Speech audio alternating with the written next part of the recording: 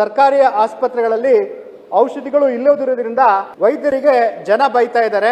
Minimum medicine ಇಡಬೇಕು ಅಂತ ಹೇಳಿ ಅಧಿಕಾರಿಗಳು ವೈದ್ಯರಿಗೆ ನೋಟಿಸ್ ಕೊಡ್ತಾ ಇದ್ದಾರೆ. ಒಂದು ರೀತಿ ಇಂಗು ತಿಂದ ಮಂಗನ ಹಾಗೆ ವೈದ್ಯರ ಪರಿಸ್ಥಿತಿ ಆಗಿದೆ. ಮಾನ್ಯ ಸಭಾಪತಿಗಳೇ, ಒಲೆ ಹತ್ತಿ ಉರಿದರೆ ನಿಲ್ಲಬಹುದಲ್ಲದೆ ದರೆ ಹತ್ತಿ ಉರಿದರೆ ನಿಲ್ಲಲುಬಾರದು. ಏರಿ ನೀರುಂಬೊಡೆ ಬೇಲಿಕೆಯ ಮೇವೊಡೆ ನಾರಿ ತನ್ನ ಮನೆಯಲ್ಲಿ ಕಳುವಡೆ ತಾಯಿ ಮಲೆ ಹಾಲು ನಂಜಾಗಿ ಕೊಲುವಡೆ ಇನ್ನಾರಿಗೆ ದೂರುವೆ ಕೂಡಲ ಸಂಗಮ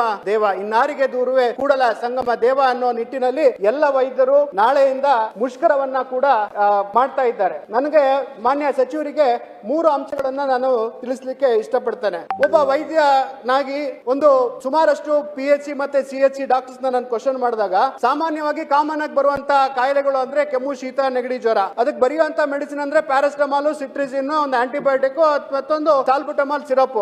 ಒಂದೇ ಒಂದು ಮೆಡಿಸಿನ್ ಸಿಗ್ತದೆ ಅಂತ ಶೇಕಡ ಒಂದು 30%. ಇವನ್ PHC ಅಲ್ಲಿ ಲ್ಯಾಬೊರೇಟರಿ ಟೆಸ್ಟ್ ಗಳು ಕೂಡ CBC ಕೂಡ ಆಗ್ಲಿರುವಂತ ಪರಿಸ್ಥಿತಿ. ಅಂದ್ರೆ CBC ಆಗ್ಬೇಕು PHC ಅಂದ್ರೆ ಮರುಭೂಮಿಯ ಮರೀಚಿಕೆ ಆದಂತೆ ಆಗಿದೆ ಅಂತ ಒಂದು ಅಂಕಿಅಂಶವನ್ನು ಉಲ್ಲೇಖ ಮಾಡ್ತೀನಿ. ಮಾನ್ಯ ಅವರ ರಿಪೋರ್ಟ್ ಪ್ರಕಾರ ಒಂದು ಅಂಕಿಅಂಶ ಹೇಳಲಿಕ್ಕೆ ಇಷ್ಟಪಡ್ತೀನಿ ಮಾನ್ಯ ಸಭಾಪತಿಗಳೇ.